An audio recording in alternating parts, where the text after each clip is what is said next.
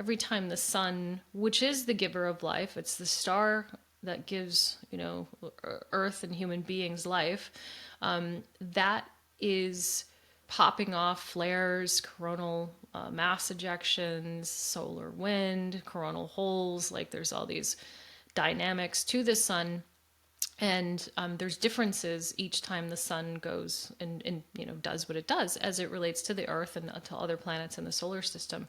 And because of that, that intensity is really affecting our central nervous system. 2, 1, 0. Hello and welcome to the show. Thank you so much for being here. And if you're here, you are probably a very open-minded, curious person because this show is not your normal podcast. We talk about a lot of things here that usually people don't talk about. Sometimes I bring psychics. I love talking about consciousness. I love talking about the world we cannot see. I believe that our perception is so narrow as human beings. We only see 1% of reality. It's also according to Kabbalah, which I studied, that we live in the 1%. And every once in a while, we have a glimpse into the 99% that is reality. Reality is such a big puzzle. And sometimes, actually, most of the time, actually, all the time, we never see the big picture. We never see the bigger plan. And I believe in the multiverse. I believe in changing timelines. I believe that there is more life or more being here than we can see. I've felt it. And this episode is very unique because I'm bringing to you a woman who's extremely smart, extremely educational, extremely successful. Yet we're going to talk about encounters with the different beings. We're going to talk about the man in black.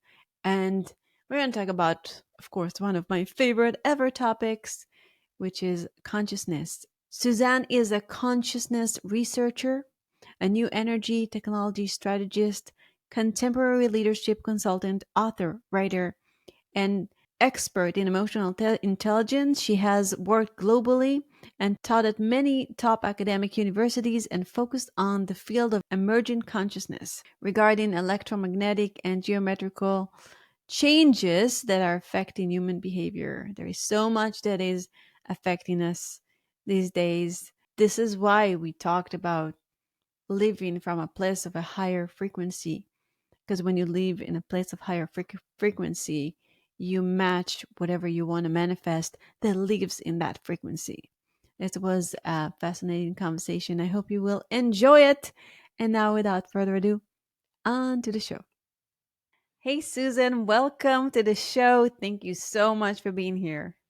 Thank you for having me today. I appreciate it. Yeah, I had the pleasure of meeting you in person at our mastermind event, and it was really fascinating. I found you to be not only a very sweet person, but extremely smart, brilliant, and very, very interesting. So, before we dive in, maybe you can share a little bit about yourself and your life story. Sure. Thank you so much. And I enjoyed meeting you as well. I felt a wonderful connection and felt grateful to have you there and to hear some of your experiences. So it's mutually honored to be sharing this space with you this evening. So yeah, let's see, people these days, they never call themselves one thing, and I don't either. I'm an author, I'm a researcher, I am a writer too, and I have a pretty big leadership consulting background specializing in emotional intelligence. So the research I do is consciousness research. And I have also a pretty equal background in new energy technology, which people know as over unity or free energy. So I have all of that, at different periods of time in my life, and now it feels like it's the culmination point of all of those skills and abilities used and developed over time to really come into the one now, especially relating to these huge changes that we've got going on in the planet. Right. So you're a very scientific person, yet you had many, let's say, conscious or spiritual experiences Yeah. that are not very common for a lot of people. Maybe some people don't even believe things like that exist. Maybe you can share that with us. Sure, the experiences have informed the science, like what to do what to research for science. Ironically, yeah. So I'm one of these people that I remembered my incarnation. Sometimes people remember their birth. I actually remembered prior to that, so I remember being connected to Source. I remember leaving Source to go somewhere, and I was very excited. At that moment, I didn't know where I was going, but I just knew that it was time to go. And the level of enthusiasm was extremely high.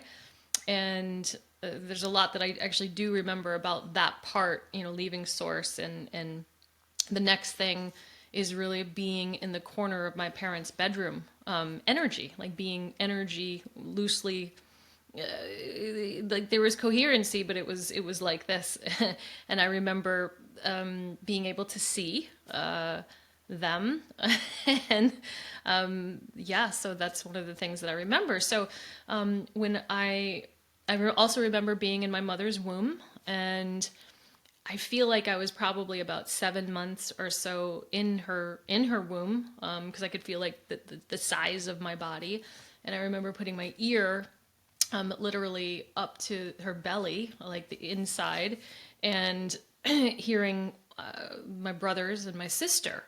And I was the youngest of five in my family, and my first thought in utero was, "Oh no, not this place again," meaning like like big family, loud, maybe density as well.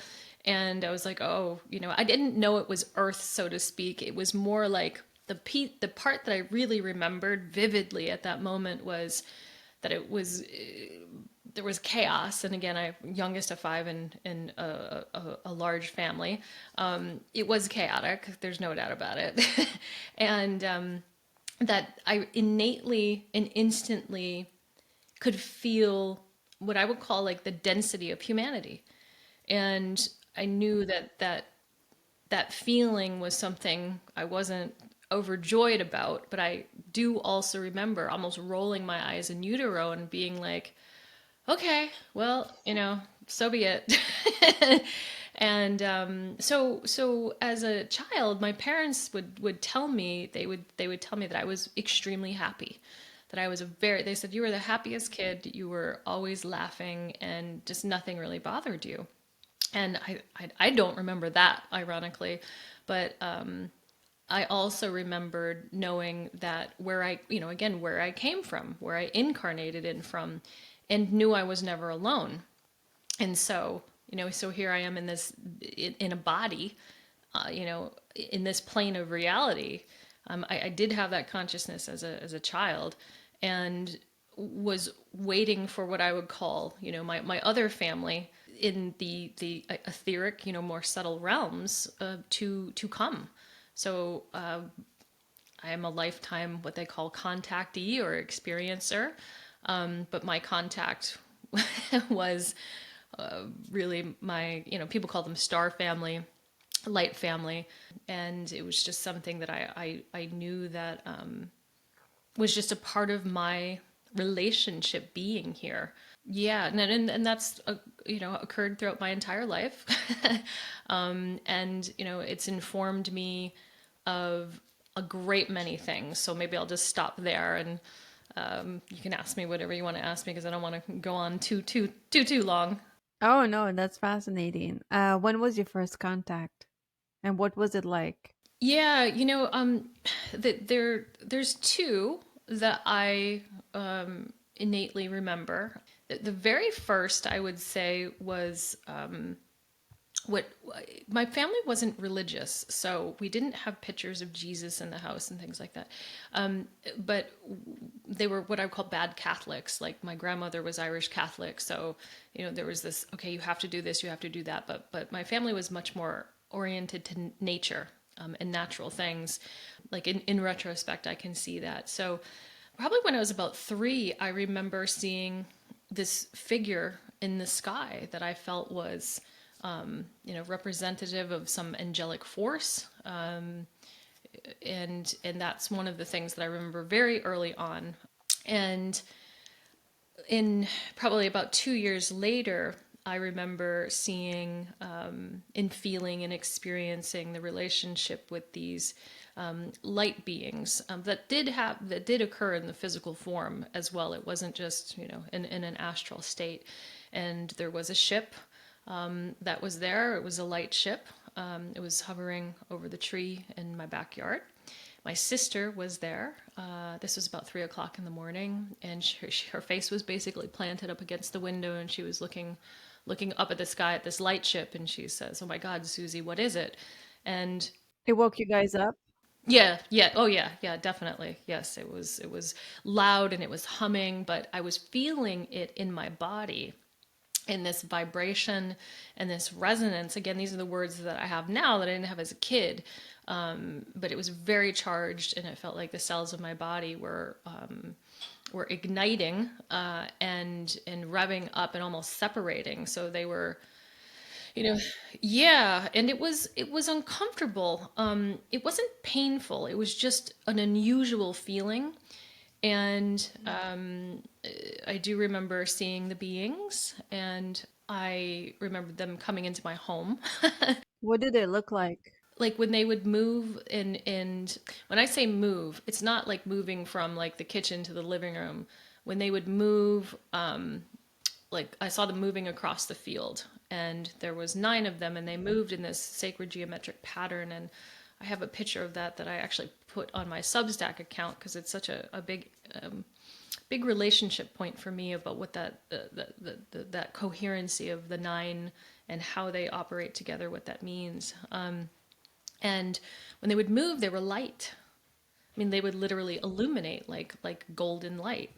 And when they would stop or kind of separate from one another to perform a task or a function, they were more kind of like lighter in color. They weren't gray. They were more, just like light skin tone, almost like a even a light blue or a light gray, but it wasn't gray in the typical sense. So when people say, "Did you see grays?" I'm like, no, these weren't. It wasn't like that. For me, it wasn't like that. And however tall I was at about 5 years old, they were a little bit taller than me. And the piece that is most memorable about that was I remember they touched my hand, and they just touched it like gentle like that. And the next thing I know is my body is just filled with this complete and total love. Wow. Yes. Yeah. I had great love for my parents up until that point, but this was like a love that just fills your entire body. And I felt so. I knew it wasn't, like in retrospect, and maybe even a little bit back then, I knew it was some type of an activation that I felt like it was an activation that was important, that my physical body had this contact and this connection to know what that feeling of love is. Maybe on a greater level. Again, now I understand things a little bit better, but to be able to hold that energy, right? Like to be able to hold that, because it was very strong. And sometimes we think love is, such a good feeling. Yes, it is, and at the same time, it's very strong when you're feeling that. And I felt it all throughout my body, and it was, lovely. So yeah, so that's one time. I do remember many, many other experiences up until about maybe 6. And then, I had something else that occurred, what I would call interference, after that, I had to be careful about maybe what I said,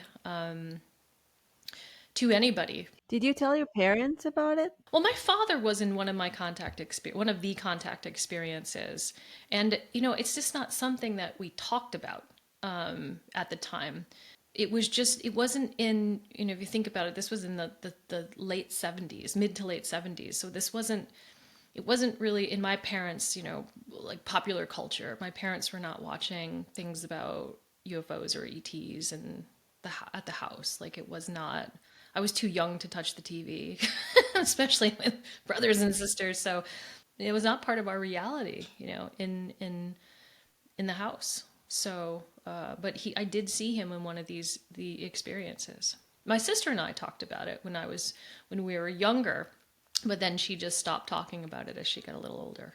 How do people react when you tell them that?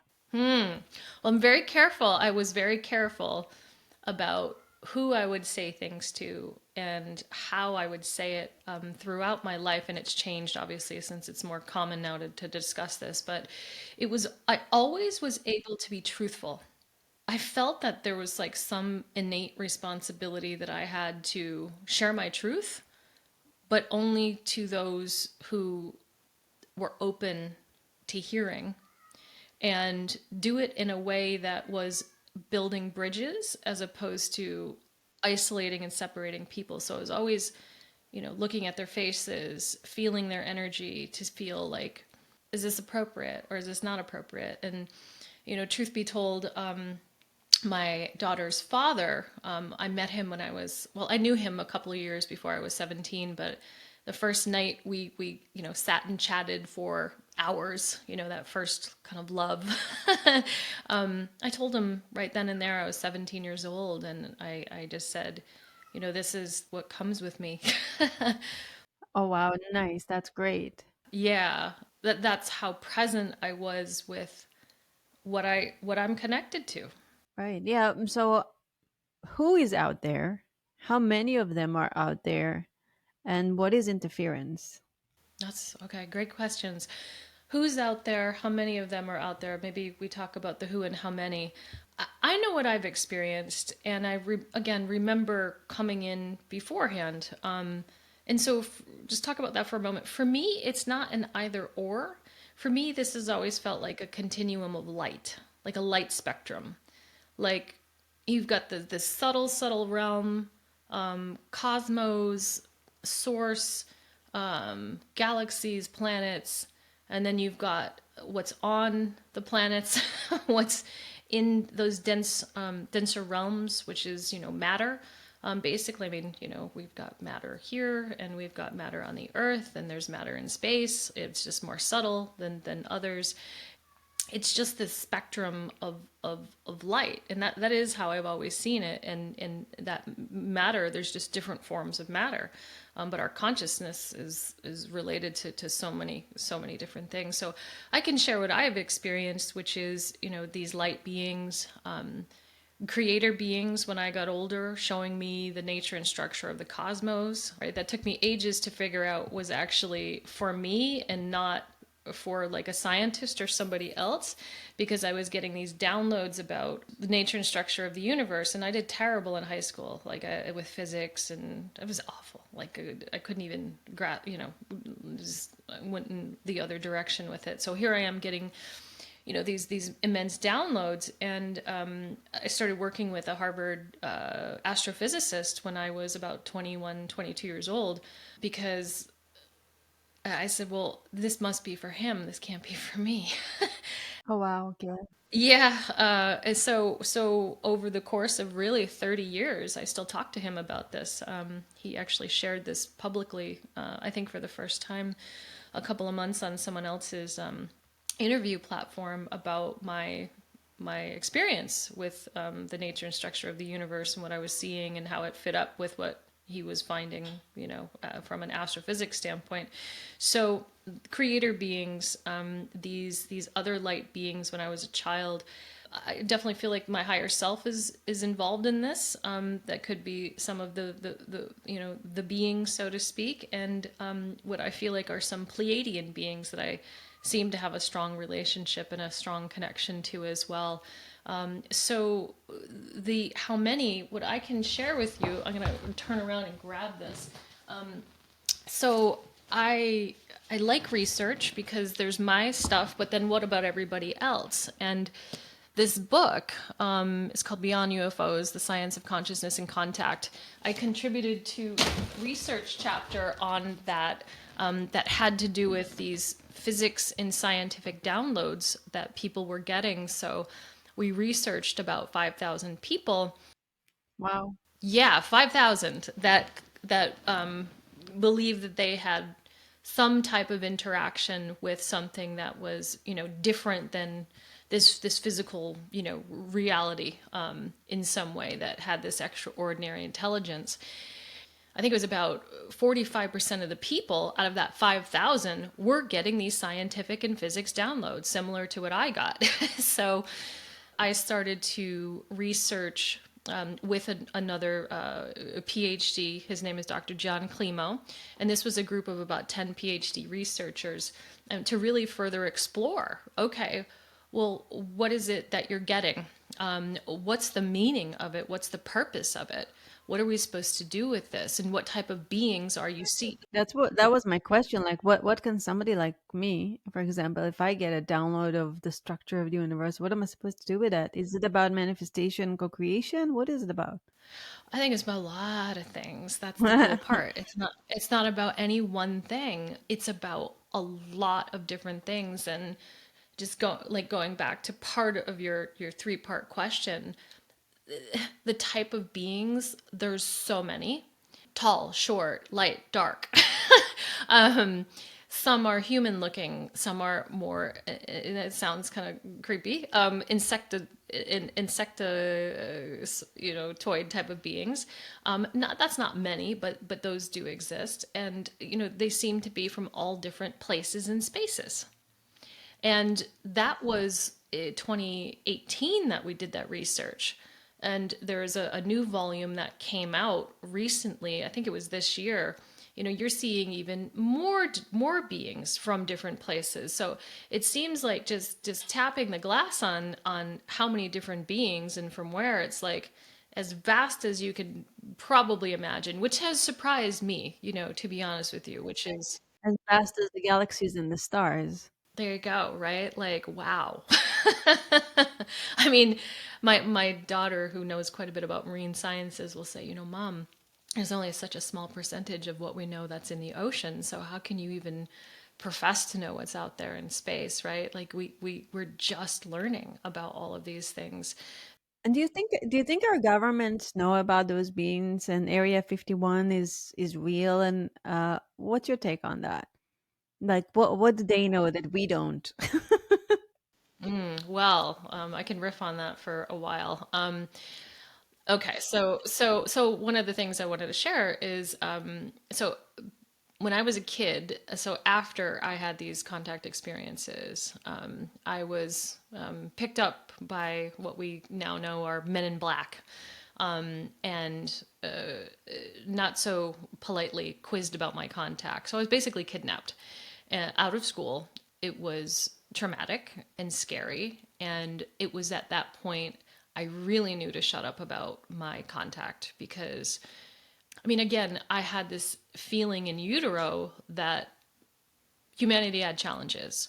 But when I got confronted with that, because I was a very free spirit up until that point, I was always, honestly, I was always running around naked. That was the big joke. Like, there she goes, the streaker. I mean, just free and wild and happy. And I was just a legit kind of wild, happy kid. When that happened, that really shifted my awareness to being protective of myself, and that was the first time I felt fear in my body. That's horrible. Like that blocks you. It could, but it didn't. I think what I did is I just learned to be a lot more careful. And I remember when I was in the car with this man, he's asking me about my contact. Like before we had even left the school parking lot, his first words were, "So you see those beings in those ships? You see those beings in those ships too?" And my higher self jumped in literally as the words were coming out of his mouth and said, "Don't say a word, don't say a word, do not let them know who you are." And it was my higher self. It wasn't, some strange voice. It was like that's how I would speak to myself if I was watching myself as a 7-year-old go through this, because you, as a mom, you're protective of your child in a scary or threatening situation. So it was I thoroughly believe it was my higher self that jumped in to kind of save the day. And I do believe that there was some, I don't think they entirely knew that it was me. How I wonder how they had their suspicions, and then you said no. How do they even know? Well, here's so many years later, because again, I started, I would say early on, trying to really understand my contact and connect with others. Because I mean, you're really trying to figure out. It's not just about contact. It's like I had visions as a child about the planet going through all of these changes, which is now happening. So Yeah, I don't want to talk about that because that's very interesting to me as well. I mean, everything. Like, gosh, I can speak with you for a very long time. but I spent time with Dr. Edgar Mitchell, who was an Apollo 14 astronaut, and he went to yeah, Apollo 14 astronaut. He started ions when he came back into the Earth's atmosphere from the moon, and I got a chance to give him a ride one day, and I was like a 5-hour ride from northern Maine to Boston. And I asked him, so here I was in my mid 30s at the time, and I told him my story, kind of similar to what I told you. And I said, I don't understand. How did they know it was me? How did they know I was the one that was having contact? And he said they've had that technology for a very long time. And I'm like, yeah, but this was like the late 70s. And he goes, Susan, he goes, they know. They know who's coming in and out they know. So that was like, when you get these moments, your reality just kind of goes, dush. Like, I had a few of those in the last few years. yeah. And it was, oh. And so when you and it's finally coming out a little bit more from other, I would say, really astute people that are asking good questions, that are not just kind of taking these narratives or and just assuming that they're correct, or going through what I would call the dumb technology part, which is like all the back engineering of the technology. To me, they're not interested in that. That's the chase. What they're interested in is the consciousness. And who's the they? Whatever these private government groups are, they're interested in the consciousness. Yeah, who are they? I don't know. I just know this. I know that what I experienced as a child, I know that that was highly inappropriate for a 7-year-old to be kidnapped. And it was a violation of my rights on this planet, absolutely no doubt. And it was a well orchestrated take. And there was technology that was utilized in order to flush me out, for that to happen.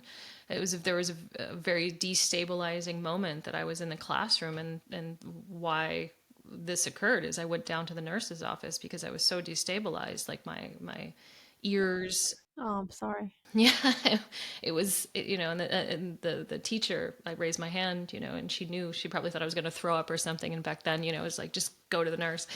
And there was no nurse that day. There was no principal that day. It was only a secretary. And then she's like, well, I can't get a hold of your parents, so you're going to have to be sent home. And I'm like, this doesn't make any sense. There was so much that was strange. So yeah, well organized. And when I was part of Dr. John Mack's group, he was a Harvard psychiatrist that spent a lot of time with people that had contact.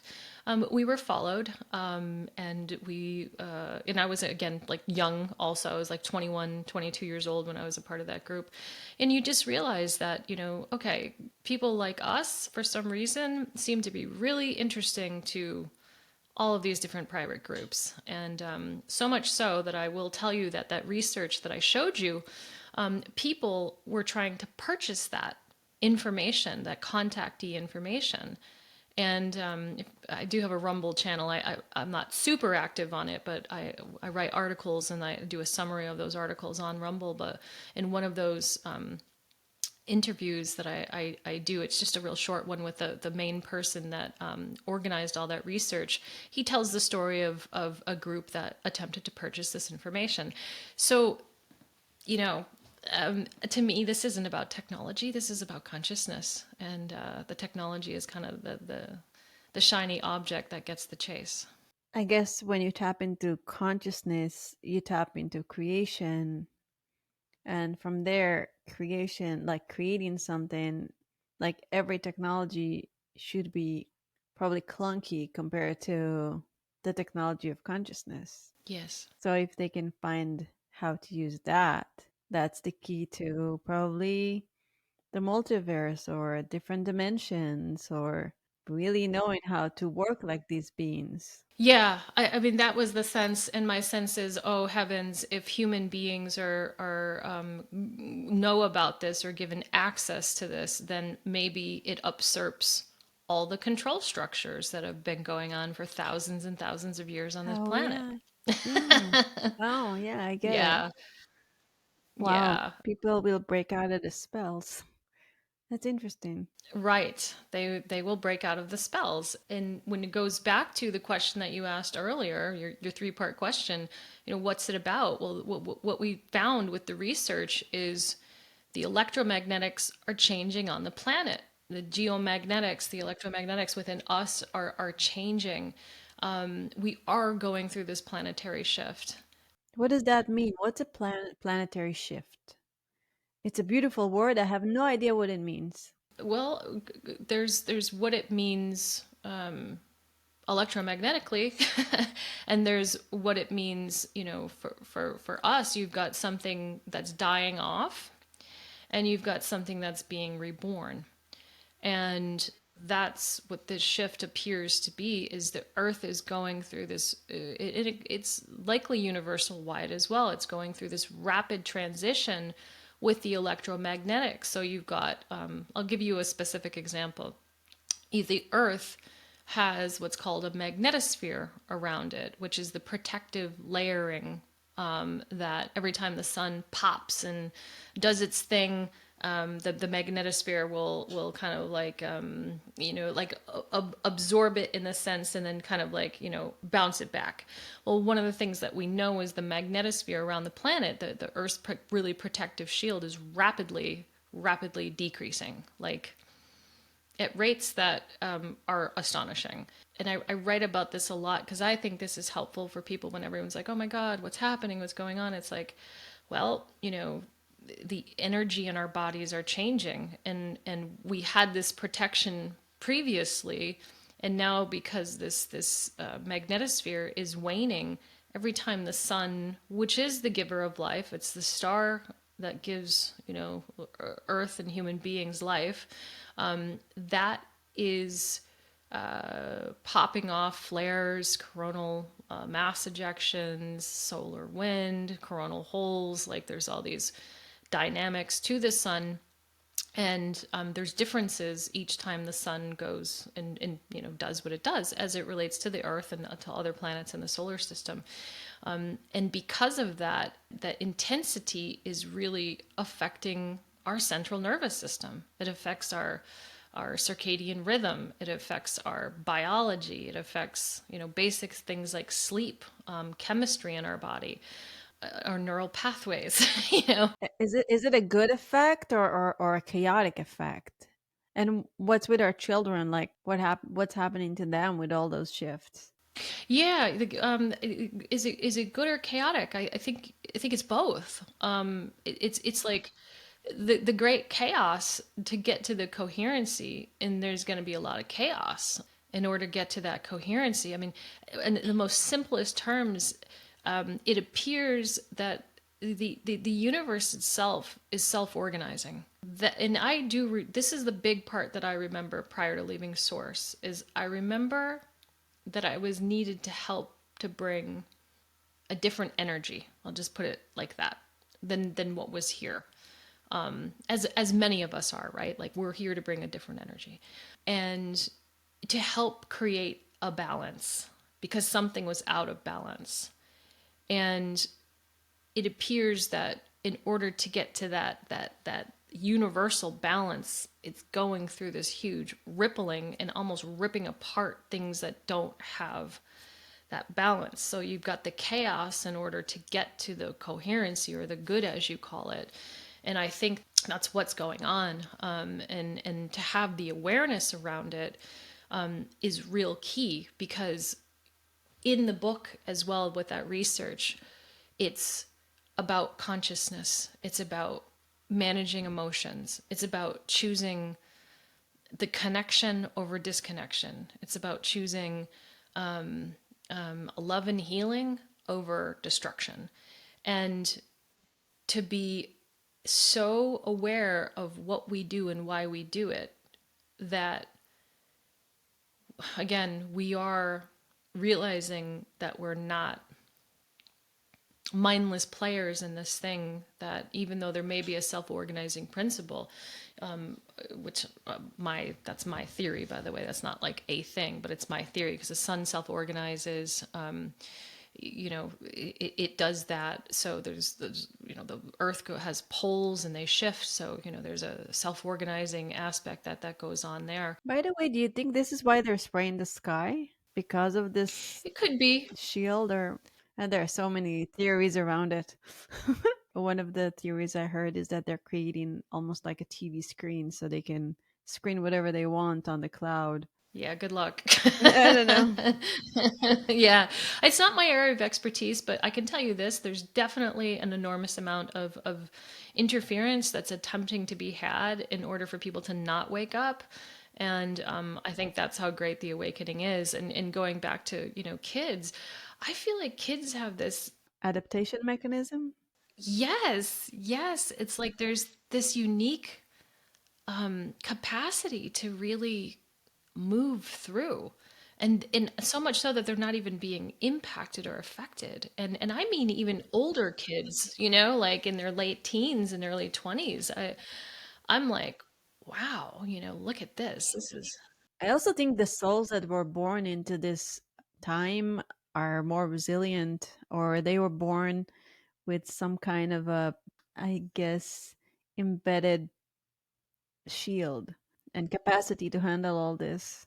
I agree. I agree 100%, because I see it. I watch it. And I even look at some of my family members and their children. And, there's a different love that they just seem to have, that, when kids were in in the 1970s and the 1980s, were not exhibiting that type of kindness and that type of love and that type of patience. And and it's like, oh, well, this is lovely.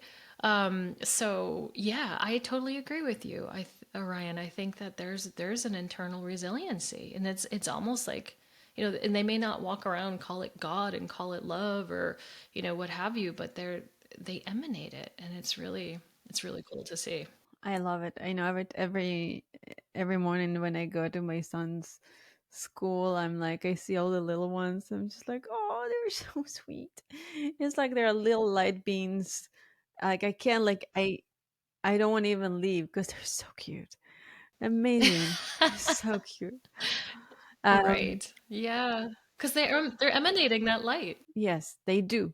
So right now we are experiencing all those electromagnetic and geometric changes and the shifts and the chaos that will bring us to how did you call it, coherency? Coherence, yeah. Coherence that will bring it in, yeah. So how can we in the middle of all this bring more healing and expand our state of consciousness and right above all the pain and suffering that the planet is experiencing right now? Right. I mean, this is gonna, sound cliche maybe, and at the same time, like, I think one of the big things that we can do is we focus on ourselves and what we can do, because if we are able to not have the hatred and not have fragmentation and not have anger, and I mean to say anger is not helpful. I do think anger is helpful to a degree. I specialized in emotional intelligence for years, so there's emotions can be adaptive.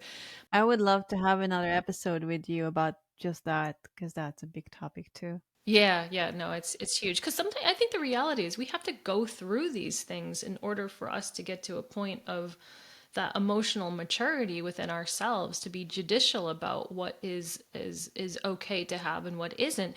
And how we act with that emotion, because I'll just simply say this, because even anger, you may feel anger, but you don't have to act with anger. You can use the wisdom of the emotion to guide you to be directional about what you do and how you do it, right? I'm still working on that. We all are. Absolutely. It's like, oh, yeah, yeah, yeah, yes. And and I think that, that's the goal, is to feel that feeling within ourselves and to really increase our bioenergy within ourselves. Because when we're operating, I mean, you probably know this being a mom, like, and I know this being a mom, when my cup is full and I'm taking care of myself, I'm a better parent. Oh, yeah. I'm better. Yeah, I have to always take breaks, and conscious breaks. Yes, for sure. I had to learn it the hard way. Me, yes, same here. Me too. And doing, yeah, of course. Like, and I've done very dumb things and thought, oh, wait, there wasn't a different way I could have acted. No, that's not true. It's Yeah, like, even I smart could have people done do better. dumb things every once in a while, for sure. Yeah, it's called learning, exactly. And I think too, this I think is probably hugely helpful, is so I do write about this, and everything is free on my Substack, because I think it's important that everybody, can see it if they choose to and they want to, is to know and to understand, because these shifts and changes in energy, it's not a constant. We get these periods of intense energies that come, whether it's through a solar flare or through a geomagnetic disturbance on the planet, or Schumann resonance, which we didn't even talk about. But there's all these different things, and then you've got the man-made influences that have to do with technology, and you brought up chemtrails and things like that. So there's other type of influences that come in. So much. There's so much.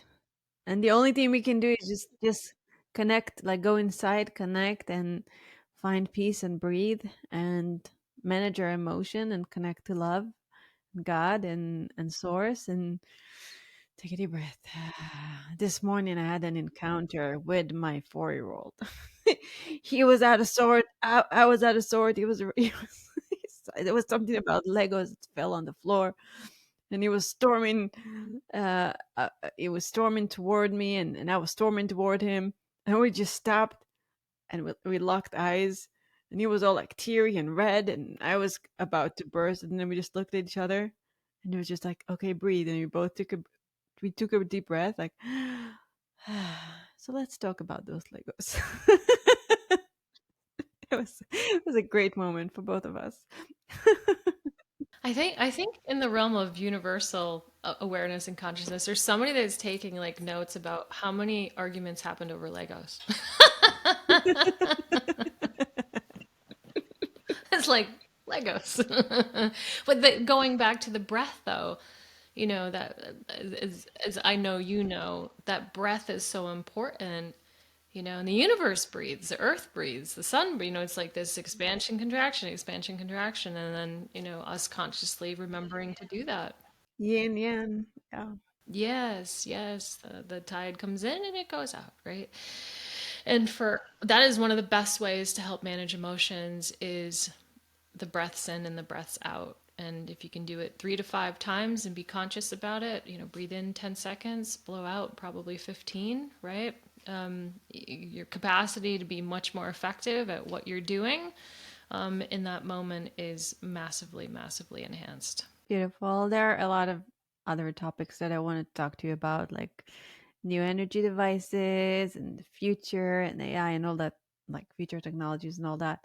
But maybe for another time. So before we say before we say goodbye for now, what are your 3 quick tips to living a stellar life? Oh, um, joy. Joy. Like, whatever brings you joy, do it. and be joyful doing it. that that would be one. I would say, I don't know. I didn't plan on saying anything like this, but I love this.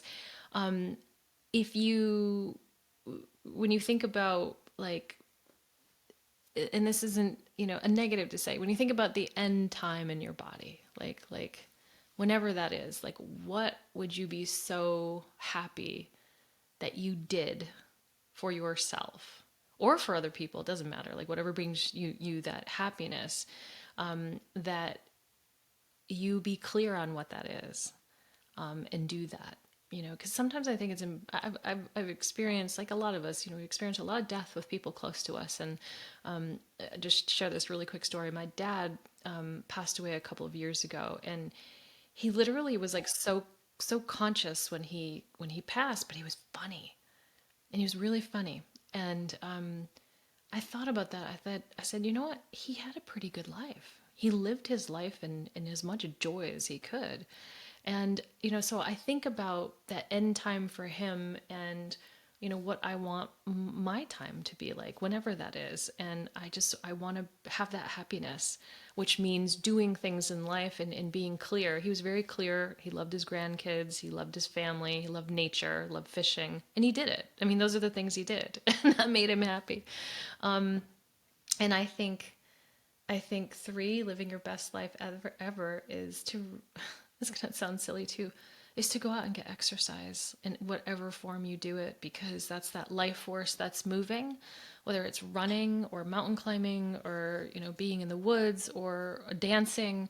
But that movement, I think, is super crazy critical. And I think it's something that helps all the energy in that life force move. So those are the three things that I would strongly recommend. Amazing. Well, thank you, Susan. Thank you for being here. Thank you for being a light in the world and sharing a little bit of your wisdom with us today. My pleasure. And I can't wait to have another conversation with you, and another, and another, and another. That sounds lovely. Thank you so much for your space and time and your heart and your beautiful mind.